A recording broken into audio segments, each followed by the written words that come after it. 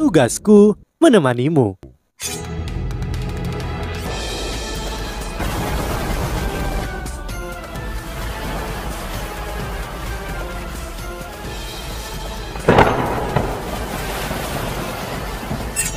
Hai sahabat Pasuk, kembali lagi bersama alur cerita versi novel Solen 2 Sekte Tang yang tak tertandingi. Jangan lupa like, subscribe, dan nyalakan tanda lonceng. Mari kita lanjutkan. Ye Yulin mengungkapkan senyum dingin. Aku tidak percaya, aku tidak bisa meledakkan seluruh tempat ini dan membuatmu muncul. Kau harusnya berada dalam jangkauan untuk menggunakan keterampilan jiwamu. Ledakan luar biasa yang terjadi membuat langit benar-benar merah. Badai energi yang dihasilkan dari ledakan mengamuk dan cahaya-cahaya menakutkan menyala. Setiap kali mereka melintas, udara akan mulai terdistorsi dengan geram. Huo Yuhao sudah berbalik dan melarikan diri saat Ye Yulin memerintahkan 2 legio instruksi jiwa. Ye Yulin terlalu kejam dan Huo Yuhao tidak mungkin menangani serangan seperti itu. Begitu dia terjebak dalam ledakan, imitasinya pasti akan diatasi. Mengingat kemampuan Ye Yulin dan semua instruksi jiwa kelas 8 dan kelas 9 bersamanya, Huo Yuhao akan mati sia-sia oleh alat jiwa canggih. Begitu posisinya terungkap, dia tidak punya pilihan selain melarikan diri. Ketika ledakan terjadi, 7 hingga 8 sosok juga dengan cepat terbang keluar dari 2 legio instruksi jiwa. Mereka maju ke arah yang berbeda saat mengejar pengawal harimau putih yang mundur. Instruksi jiwa ini adalah beberapa yang terkuat di Kekaisaran Ryu. Secara alami, mereka mengerti apa cara paling efektif untuk menghadapi ilusi. Mereka sempat melihat sekilas pintu hitam tadi. Meskipun mereka tidak tahu apa pintu-pintu itu, mereka secara kasar bisa menebak bahwa pengejaran mereka akan gagal ketika pengawal harimau putih ini memasuki pintu-pintu itu. Mereka harus menghentikan para pengawal adipati. Huo Yuhao tidak kembali ke pihak adipati harimau putih. Dalam keadaan seperti itu, dia tahu bahwa mereka hanya bisa menang dengan kejutan dan menunda instruksi jiwa yang masuk. Adipati harimau putih tidak takut bahkan terhadap segelintir instruksi jiwa yang maju ke arah mereka. Dia terbang ke langit dan cincin roh ketiga dan kelima bersinar cerah, memunculkan transformasi Fajr harimau putih dan transformasi Dewa Iblis harimau putih.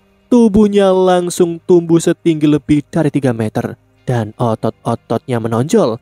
Aura yang mendominasi bersama dengan niat membunuh yang kuat menyambut instruksi jiwa yang datang. Di antara 7 instruksi jiwa, 3 dari mereka adalah instruksi jiwa kelas 9, termasuk Ye Yulin. 4 yang tersisa adalah instruksi jiwa kelas 8. Jika instruksi jiwa ini tidak dilengkapi dengan alat jiwa, mereka tidak akan bisa dibandingkan dengan adipati harimau putih. Ye Yulin terbang di tengah kelompok. Jarum ilahi matahari bulan di atasnya juga sudah mulai mengisi. Dia tahu bahwa Dai Hao tidak akan mudah ditangani. Tanpa jarum ilahi matahari bulan yang merusak, mereka tidak akan bisa membunuh Dai Hao dengan cepat. Jika yang lain bisa menghentikan Dai Hao dan dia melakukan pukulan fatal, semuanya akan diselesaikan. Adapun musuh yang tersembunyi, posisinya akan segera terungkap saat dia berani muncul. Dia juga akan dibunuh. Saat ini, kedua jarum ilahi segera diisi. Ye Yulin tidak tahu bahwa strategi ini akan membawanya ke masalah besar.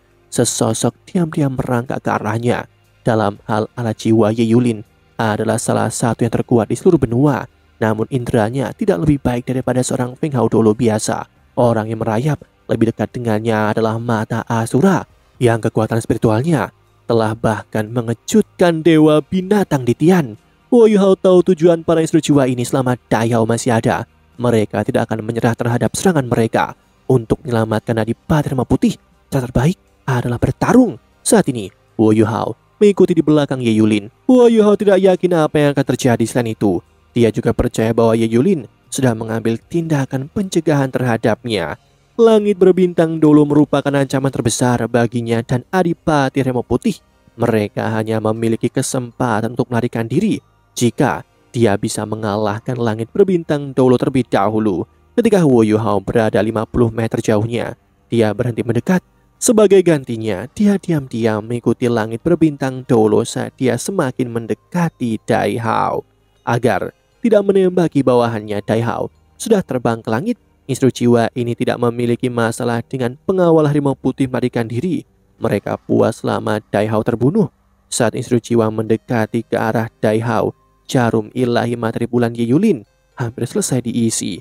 2 instru jiwa kelas 9 lainnya dan keempat instru jiwa kelas 8 bertindak hampir bersamaan. Jaring cahaya dan sinar kelumpuhan jiwa yang kuat dilepaskan ke arah Dai Hao. Mata Dai Hao bersinar saat dia menyaksikan serangan yang masuk. Percikan putih langsung muncul dari tubuhnya. Saat tubuhnya bergetar di udara, ia melepaskan keterampilan jiwanya yang ketujuh, wujud roh pelindung, saat dia akan mempertaruhkan hidupnya. Sesuatu yang aneh tiba-tiba terjadi. Dalam sekejap, harimau putih besar itu menghilang di udara tipis, sedangkan langit berbintang dulu merasakan ancaman besar pada saat ini. 2 sosok muncul di belakang Ye Yulin pada saat yang bersamaan. Salah satunya adalah Dai Hao yang sudah dalam bentuk harimau putih. Sosok lain adalah Wo Yu Hao yang masih berpakaian hitam. Itu terlalu tiba-tiba dan Ye Yulin tidak dapat bereaksi tepat waktu. Ketika mereka muncul di belakang Ye Yulin, semua instru jiwa tertegun. Bagaimana ini mungkin? Sejak kapan Dai Hao dapat menggunakan teleportasi instan? Selain itu, tidak ada keterampilan teleportasi instan yang dapat memindahkan dengan jarak sejauh itu. Ya, teleportasi instan tidak bisa memindahkan seseorang sejauh ini, namun Wo Yu Hao melakukannya. Lebih tepatnya, itu adalah keterampilan milik Susansi. Wang Shu'er pernah membawa Wo Yu Hao ke hutan Stardo untuk mendapatkan keterampilan jiwa yang aneh. Wo Yu Hao jarang menggunakannya, namun itu bisa mengubah keadaan setiap kali digunakan. Keterampilan jiwa ini disebut sebagai duplikasi.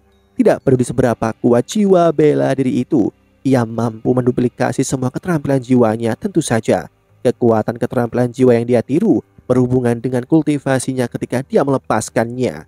Sebelum meninggalkan kota Strik, ia telah menemui Susansi dan menduplikasi keterampilan jiwa keempat yang dikembangkan oleh Susansi, pemindahan Xuan Wu.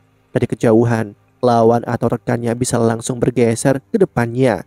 Itu bukan hanya perpindahan, itu lebih seperti pemanggilan. Setelah Yu Hao menggunakan teleportasi instannya, dia melepaskan pemanggilan Xuan Wu. Baik dia dan Dai Hao tiba-tiba muncul di belakang langit berbintang Dolo. Cahaya keunguan emas menyala dan keterampilan jiwa ketiga Wo Yu Hao juga mulai berlaku. Dia tidak membuka mata takdirnya sebelumnya untuk mengendalikan auranya, dan saat ini mereka tidak punya waktu lagi. Jadi dia menggunakan spirit shock normalnya. Namun Ye Yulin menunjukkan kekuatannya sebagai instru jiwa kelas 9. Ketika spirit shock Wo Yu Hao hendak menyerang, ikat kepala hitam tiba-tiba bersinar di dahinya. Permata putih keperakan hancur seketika. Saat dia bergerak sedikit, semua yang ada di depannya menjadi hitam. Namun dia tidak terluka dari spirit shock Wo Yu Hao. Namun penundaan sesaat ini masihlah cukup, karena ini tepat ketika Dai Hao sedang berteleportasi. Dai Hao sangat berpengalaman. Meski dia terkejut dengan fakta bahwa dia tiba-tiba berada di belakang Ye Yulin, dia masih sangat membenci langit berbintang Dolo. Bagaimana dia mungkin menunjukkan belas kasihan?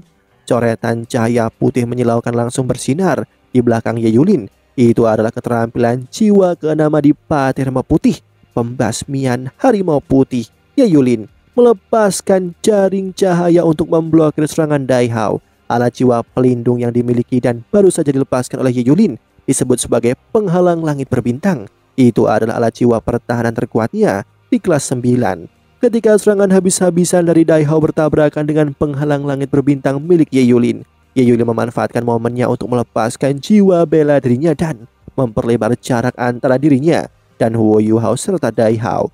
Namun dia masih mengerang dan memuntahkan darah ketika dia dipukul. Wo Yu Hao memiliki peluang fantastis dan langka di depannya. Bagaimana mungkin dia bisa menyerah? Dengan adanya langit berbintang Dolo, mereka praktis tidak memiliki kesempatan untuk melarikan diri.